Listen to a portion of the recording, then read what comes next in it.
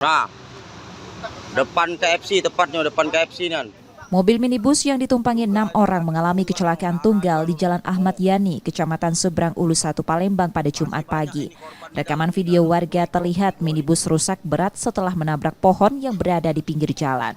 Pengemudi tewas karena pada posisi masih terjepit akibat kuatnya benturan. Sementara 5 penumpang lainnya mengalami luka berat dan ringan. Polisi dari Satuan Lalu Lintas Polrestabes Palembang kemudian melakukan evakuasi yang dilakukan hingga beberapa jam sebelum akhirnya bisa memindahkan para korban dari dalam mobil dan dibawa ke rumah sakit terdekat.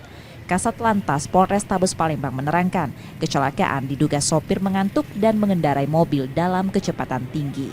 Ada 6 orang penumpang dalam mobil, 1 meninggal dunia, yang 5-nya masih dalam perawatan di rumah sakit. Semuanya tergolong anak-anak muda apa? Sekilas anak-anak umur di bawah 30 tahun.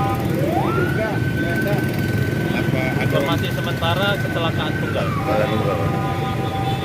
Keluarga korban kecelakaan tak kuasa menahan duka karena keluarganya menjadi korban dalam peristiwa itu. Yudi Kiswanto, Kompas TV, Palembang, Sumatera Selatan.